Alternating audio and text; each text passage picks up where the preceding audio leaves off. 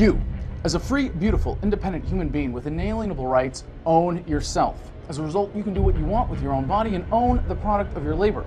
The implication is that it is morally wrong to initiate force against someone else or their property, because to do so is to violate their rights. Therefore, all human interactions should be free of force, fraud, and coercion, and people should be free to exercise their rights, limited only by respect for the rights of others. When you learned don't hit and don't steal, it wasn't unless you work for the government. When you learned thou shalt not kill, it wasn't unless your dear leader gives you a gun and a uniform and a one-way ticket to the other side of the world. Government is force, an opinion with a gun, and force is a poor substitute for persuasion. Governments frighten us into thinking we need them, but with knowledge, philosophy, and technology, we are empowering ourselves and each other to have the courage to move past the paradigm of statism and restrain government to only moral uses of force, at least until we replace it with the cooperative, free market solutions that will soon render it obsolete. I had all but given up on politics as a tool for change. I had been in activism on many levels since 1999. I had won some, and I had lost some.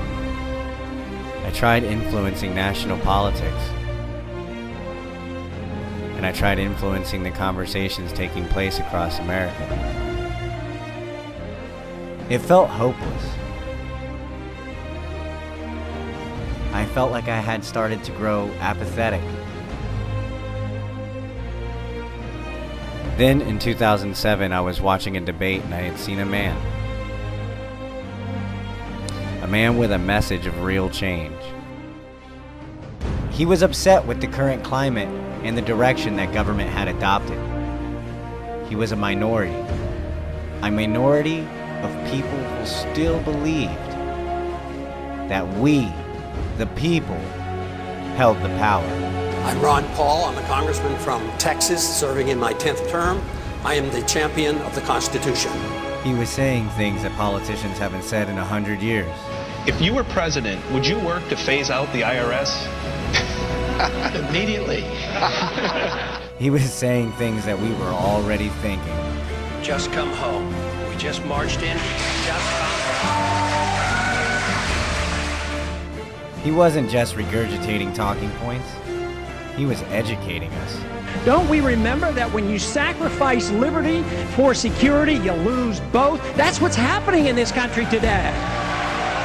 They created bubbles in the 20s and depressions in the 30s. The business cycle is all dependent on the Federal Reserve creating bubbles, and then the bubble has to correct itself. It's based on the theory that there should be central economic planning. I happen to believe in the free market. It amazes me, listening to business stations, how easily they just accept this notion that economic planning is okay and the Fed is in charge of it. They just manipulate interest rates. I believe very sincerely that the CIA is correct when they teach and talk about blowback. When we went into Iran in 1953 and installed the Shah, yes, there was blowback. He wanted the federal government out of our personal lives and our bodies altogether. A system designed to protect individual liberty will have no punishments for any group and no privileges. Today, I think inner city folks and minorities are punished unfairly in the war on drugs. For instance, blacks make up 14% of those who use drugs, yet 36% of those arrested are blacks, and it ends up that 63% of those who finally end up in prison are blacks. This has to change. We don't have to have more courts and more prisons. We need to repeal the whole war on drugs. It isn't working. You've been quoted as saying any association that's voluntary should be permissible in a free society, and you've expressed your opposition to a constitutional ban on gay marriage. Many of your rivals on that stage disagree. Why are they wrong? To define something that's already in the dictionary, we do know what marriage is all about. We don't need a new definition or argue over definition and have an amendment to the Constitution. To me, it seems so unnecessary to do that. He wanted the people to stop paying for the government's wars and mismanagement of the free market. I don't like economic intervention, and we don't have capitalism. We have economic interventionism, we have crony capitalism, but we do not have free markets at all. What if the American people learn the truth? That our foreign policy has nothing to do with national security, that it never changes from one administration to the next. What if war and preparation for war is a racket serving the special interests? What if President Obama is completely wrong about Afghanistan and it turns out worse than Iraq and Vietnam put together? What if the American people woke up and understood that the official reasons for going to war are almost always based on lies and promoted by war propaganda in order to serve special interests? What if we as a nation came to realize that the quest for empire eventually destroys all great nations? Oh, I had to get involved.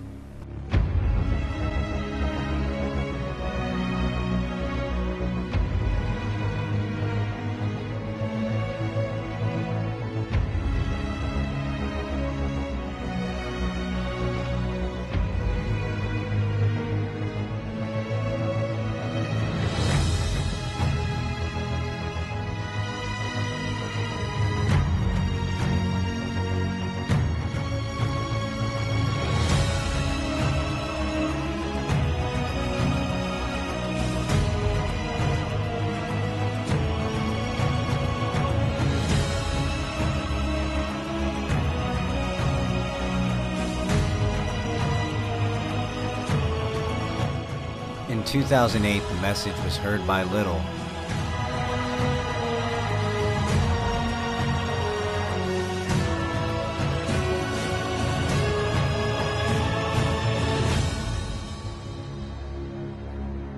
But it was heard.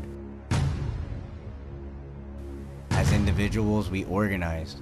We talked to more and more Americans across the country, and we slowly grew.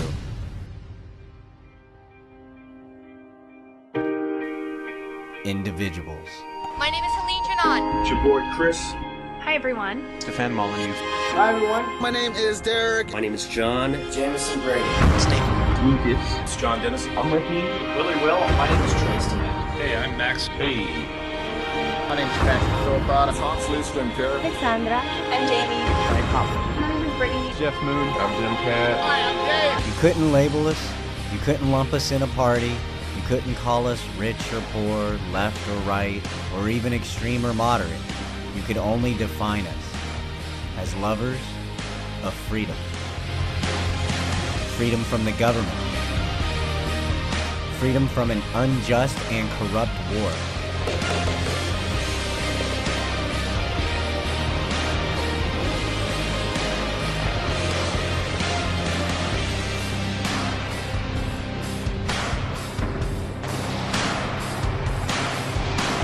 Freedom from laws to control our behavior.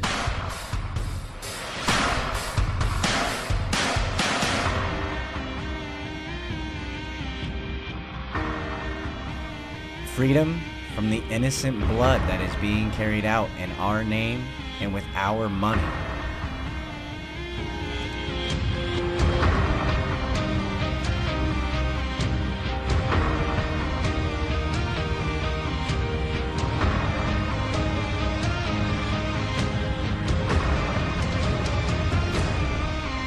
Freedom.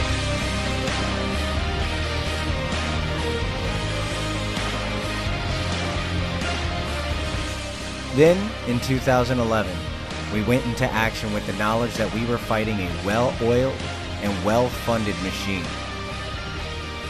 And as a small amount of individuals, we educated, we volunteered, we gave, and we spread the message.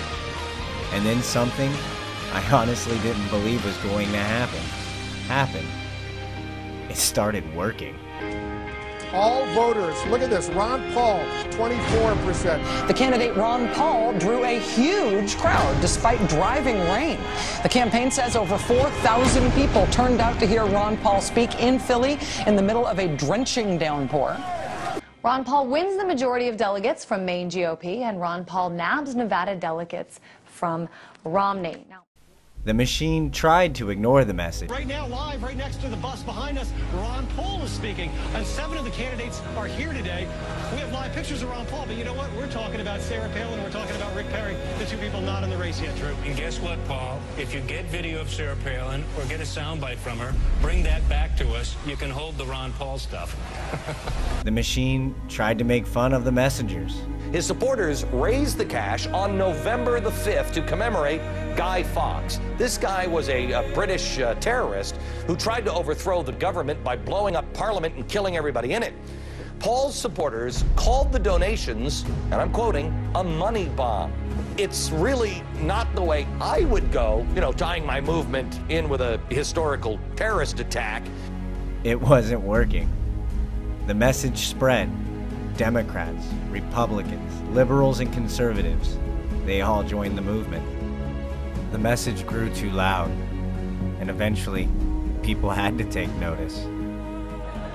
And by the way, this pretending Ron Paul doesn't exist for some reason has been going on for weeks. A new Gallup survey showing Rick Perry running second to Mitt Romney, knocking down Iowa favorite Michelle Bachmann to fourth. Behind who? Fourth behind who? How did libertarian Ron Paul become the 13th floor in a hotel? I was inspired. We could win this. True or false? Mitt Romney is the Republican nominee for president. It is a done deal. False. Remember Congressman Ron Paul? We have also noticed that those in the establishment aren't very anxious to welcome us in. What am I doing this for? What's the purpose of all this? And in many ways, it is to send a message. Ron Paul has won a majority of delegates from Iowa, from Maine, from Minnesota, and Louisiana. That's 4 states. And according to Republican Party rules, in order to be eligible to be nominated at the convention, you only need to win 5 states. Quote, each candidate for nomination shall demonstrate the support of a plurality of the delegates from each of 5 or more states. So, much of what we've been telling you for months has now finally been mentioned by several national outlets. Bloomberg Business, U.S. News and World Report, even radio host Mark Levin this week have finally started to hint at the idea that, well, maybe Tampa isn't going to be inevitable after all. Stay tuned. And that is Reality Check. The message had garnered delegates for Paul, and we were moving forward. Delegates can vote according to their own judgment. Then they attacked us.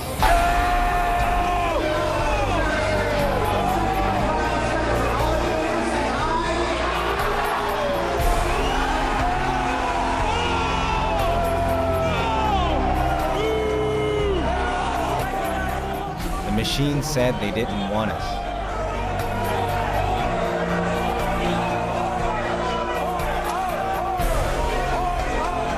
We didn't matter. But the Republican Party has never required an affidavit in the process of selecting representative delegates. So why now? We were fringe. But I do think Trump was right. He doesn't have any chance at all, Ron Paul. Now, does all of this, let's say, fringe stuff harm the Republican Party? We stayed calm, we stayed civil, we pushed forward.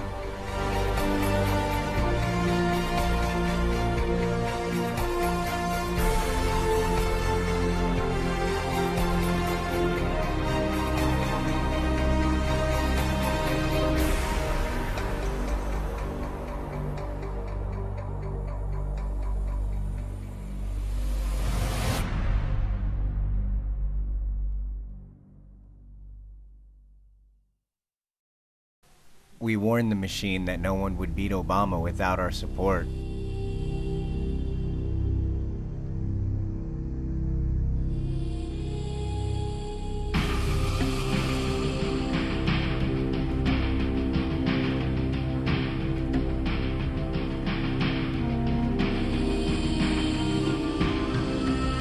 And then, we had it.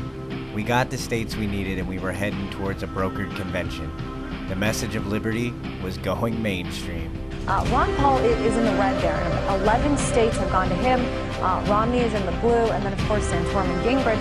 Then, what we all knew in the back of our minds was going to happen, happened. They are now approaching freakout status and are going to rather extreme lengths to try to stop this increasingly likely outburst of inconvenient democracy in their midst. You would be right. 17 Ron Paul delegates have been disqualified from representing the state of Massachusetts at the Republican National Convention in Tampa. To sign this affidavit, they would have to swear under the pain and penalty of perjury that they would vote for Mitt Romney at the Republican Convention in August. Why do you think it is that they're taking such unprecedented measures? I mean, I thought it was kind of in the bag for Romney at this point. We no longer had the delegates. Communications from the campaign dwindled. Divisions set in. And I want to make this really clear. If I thought Ron Paul was going to get the nomination, I would not be standing here before you today as the Libertarian Party candidate for president. I would have not done this. I would have let Ron Paul get the nomination. What about the option of further supporting Paul by writing him in on the ballot? You have been such an advocate for Dr. Paul and his constitutionalist message, and I'm wondering your thoughts regarding what us diehard Paul supporters should do regarding continuing our support or not. Is Johnson a better choice, and is he more likely to beat Obama and Romney than Paul? They changed the rules to push us out of the party. The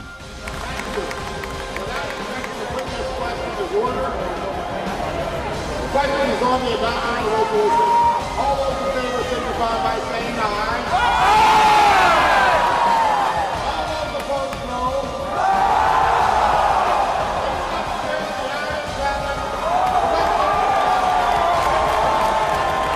Romney got the nomination.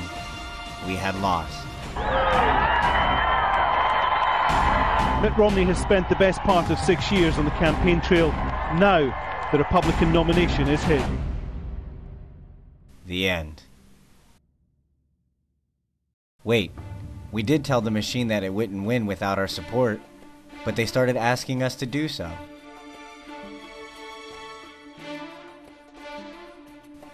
They started begging us.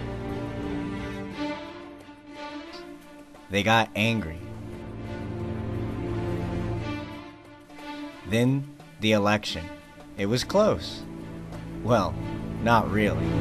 Another 4 years because we project he will carry the state of Ohio. By carrying Ohio, he wins re-election. The President of the United States defeats Mitt Romney in this at this time right now. Then the numbers came in. The Republicans could have won if they had us in their corner, and that's not counting the Paul supporters who voted for Obama out of spite. We were blamed and we were scorned. So Romney isn't even going to get the popular vote. Fuck you! All you goddamn Ron Paul supporters, you Gary Johnson voting douchebags, kiss my ass! Then in the morning, someone said, but do you think there are some lessons for the Republican Party in the rise of Ron Paul? Well, I'm glad you asked about it because I think one of the things that's hurt the so-called conservative alternatives is saying derogatory things about Ron Paul. Then all of a sudden, our media enemy reported it. I'm not a fan of Ron Paul, or particularly of Rand Paul, but I do think that analytically, Rand Paul is could be a formidable presence to the Republican Party in the next 3 or 4 years. He wants to run for president, and he's a much more respectable candidate, plausible candidate than Ron Paul, who ultimately was always a protest candidate. And I would not bet against Rand Paul. We're sitting here 3 years from now that Rand Paul is in the top tier of presidential candidates. That message of his, which combined a sort of Tea Party populism with a sharp attack on government, with some sort of backing away on the social issues to appeal to have some younger voters. It's not my cup of tea, but I just think people are when we all say Rubio, Ryan, Christie, Jindal, the obvious front runners for 2016, we should not forget Rand Paul. Some of you are asking what comes next.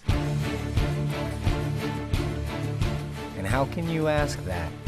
Look at what we have done. The message went from a few fringe elements that just need to go away to the machine realizing it will never move forward without us.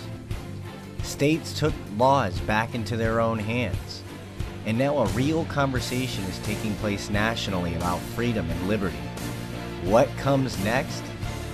Nothing. We keep doing what we've been doing. If you're protesting, continue. If you're in politics, go further.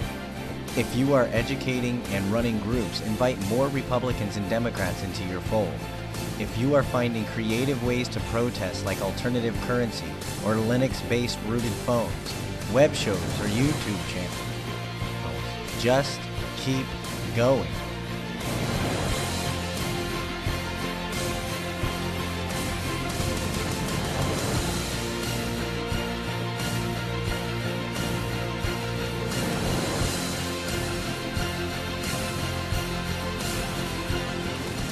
Ron Paul was never important.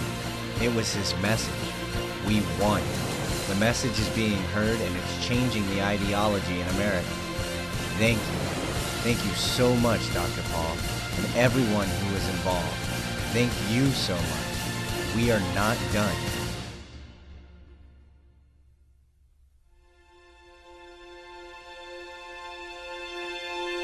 Ron Paul is going to run Campaign for Liberty and continue the message. What are you doing?